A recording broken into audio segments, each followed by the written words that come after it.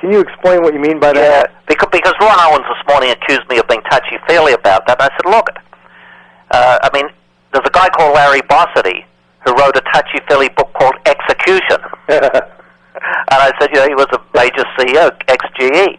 And we have people like Larry Bossidy, Jack Welch of GE, a guy from the military high command, from the Pentagon, all tell us that in the modern world, if you don't love what you do, you will lose to somebody else who does love it. In a world of outsourcing, you lose to somebody who does love it.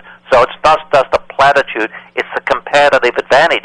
And Larry Bossidy said, I tell you what, if you're working for us and you don't love what you do, we'll fire you and get somebody who does love it. I mean, it was very blunt. This was not touchy-feely stuff at all. So I hear at high school commencement speeches this, well, you've got to find what you love and you've got to do that, and it sounds like a platitude. But it's not a platitude. It's a competitive necessity and absolutely the foundation of a rich and enduringly successful life. A guy, Kawasaki, that was one of the founding members of Apple, is a venture capitalist now, and that's one of his primary criteria for venture capital deals is whether or not somebody's passionate about what the heck they're trying to raise money for. Oh, absolutely. We've had a relationship. In fact, Mark Thompson, my co-author, was managing and running the venture lab at Stanford University. That's right. And it actually lives in the humanities department, believe it or not, rather than the business department, which is a good thing. And they've got a couple of Nobel Prize laureates participating, and we bring people in and we take them through this whole process, which anybody running a business ought to take people through. And we would interview people through this structured process and then bring them all together and have them, debrief this. And if we couldn't establish a heartfelt, and dare I say, spiritually passionate commitment to the cause, to the why will this world be a better place if this gets funded, if we couldn't establish that, it didn't get funded. Because it could have been a great business plan, it could have been a great place in the market, there could have been a need for this product, but if they weren't passionately committed to it, if their heart and soul and spirit were not invested in it, it wasn't going to work because they wouldn't get through the hard times. They just looked for the next big thing.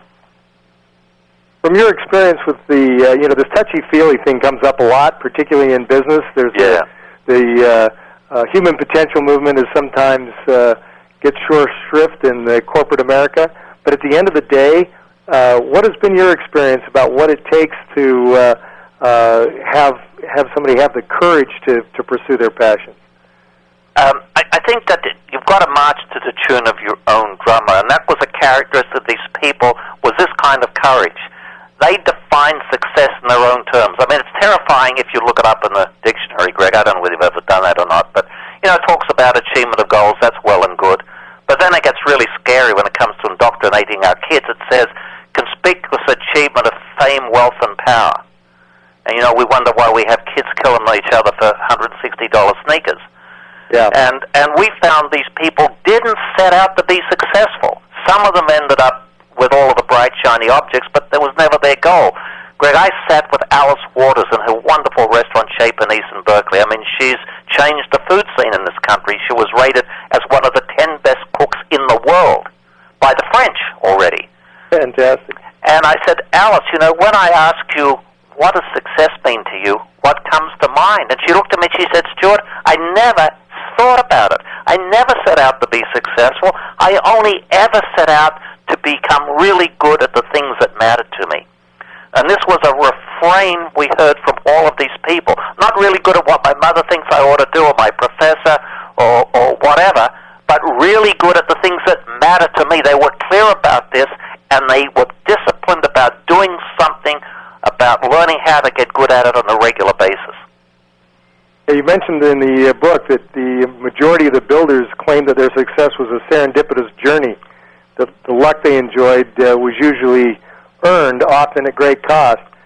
How does that wash with the idea of setting goals? I mean, if you're doing what you love, are you setting goals around that, or are you just basically following your heart? Well, it's a genius of the and, not a tyranny of the or. My wife went down. One of the people we interviewed in the book is a fellow called Fred Shoemaker, who may be the greatest coach of the inner game of golf practicing today. And so we went down to interview him for the book, and we talk about him near the end of the book. Great man. And he gave Joni some demonstrations of how he coaches people. So 3 or 4 days later, she goes out. She's played golf 6 times, maybe 10. She goes out, hits a hole-in-one. Some guy who's 50 comes up, he says he's been playing golf for his whole life. He hasn't done that. So Joni calls up Fred and says, I was just having fun, enjoying my passion, so I wasn't trying to get good at it. And he said, you've got to keep practicing to get good at it, or the pleasure will go away. You've got to do both. You've got to have fun, and you've got to get better at it. And this was true about these people. They had fun at it, and they were committed to getting good at it, and the purpose of the goal was to raise the bar to bring out the best in themselves. The goal was the journey. The goal provided the context for the journey of continually upgrading their performance. And I remember listening to Andre Agassi and Pete Sampras talk about this. We're in Singapore for MasterCard at the time. And they were saying what we love about playing each other is that playing each other, we each played the best tennis of our lives. And then I was moved to look up the word compete in the dictionary. And Greg, you know what it means? It means to seek the best in oneself in the company of others seeking the best in themselves. Remarkable. Isn't that one? It's not about winning and losing. It's about having a goal that's so outrageous that in reaching for it, you become a bigger person. Extraordinary. Do you think it's fear that people that label this stuff as touchy-feely, that it's fear, that they're just trying to not confront their own opportunity to grow? Yeah, I think so. I mean, that's always the short answer, isn't it, Greg, really? Sure. It's always the short answer. People don't want to confront it. But I think people get beaten down. I think once people get a glimmer of light, and that's what the word enlightenment is, to bring light to where there was darkness.